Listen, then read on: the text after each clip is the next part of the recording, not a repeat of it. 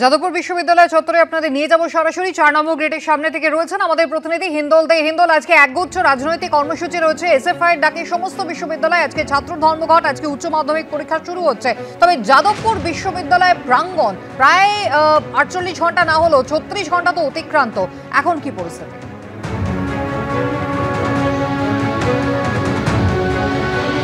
একেবারে দেখো, যাদবপুর বিশ্ববিদ্যালয়ের প্রাঙ্গণ কিন্তু যে ঘটনার পর থেকেই থমথমে দেখা গিয়েছে। গতকালও যে চিত্র দেখলাম আমরা, যে যাদবপুর বিশ্ববিদ্যালয়ের বিভিন্ন জায়গায় ভাঙচুর, অগ্নিসংযোগের যে ঘটনা ঘটেছিল, রণক্ষেত্রের যে চেহারা নিয়েছিল যাদবপুর বিশ্ববিদ্যালয় চত্বর, তা কিন্তু একেবারে স্পষ্ট।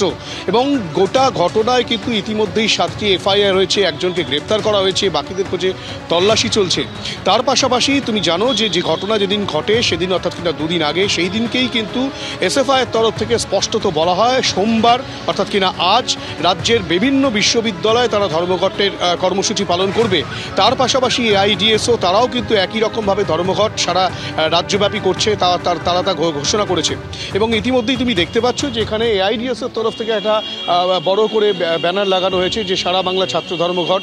এবং এই ছাত্র ধর্মঘট যেহেতু আজকে ডাক দিয়েছে এসএফআই এবং এআইডিএসও, এবং এই যে ঘটনা, শিক্ষাঙ্গন যেভাবে রক্তাক্ত হয়েছে, শিক্ষাঙ্গনে যেভাবে রণক্ষেত্রের চেহারা নিয়েছে দুটি রাজনৈতিক দলের মধ্যে, স্বাভাবিকভাবেই কিন্তু এই ঘটনার আজ যাতে কোনো রকমভাবে, যেহেতু আজ উচ্চ মাধ্যমিক পরীক্ষা শুরু হচ্ছে, সেই উচ্চ মাধ্যমিক পরীক্ষার্থীদের মধ্যে না পড়ে, অর্থাৎ এরা পরীক্ষা দিতে যেতে গিয়ে বা পরীক্ষা থেকে ফেরার সময় কোনো রকম কোনো ব্যাঘাত যাতে না ঘটে, সে কারণে কিন্তু পুলিশ একেবারে তৎপর রয়েছে। পুলিশের তরফ থেকে লালবাজারে গতকালই পুলিশ কমিশনার স্পষ্ট করেছেন যে কোনো রকমভাবে কোনো ব্যাঘাত তৈরি করা হয় বা কোনো জায়গায় কোনো ব্লকেট করা হয়, সেক্ষেত্রে কিন্তু আইনানুগ ব্যবস্থা নেওয়া হবে। অর্থাৎ পরিস্থিতি কি দাঁড়ায়, যেহেতু সকাল সবে শুরু এবং ধীরে ধীরে পরীক্ষার্থীরা সঠিকভাবে স্বাভাবিকভাবে পরীক্ষা কেন্দ্রে পৌঁছতে পারেন কিনা সেই বিষয়ে পুলিশের নজরদারি চলছে। এবং যদি কোনো রকমভাবে কোনো ব্যাঘাত তৈরি করা হয় তাহলে কিন্তু পুলিশ প্রশাসন কঠোর ব্যবস্থা নেবে, তেমনটাই পুলিশের হুঁশিয়ারি।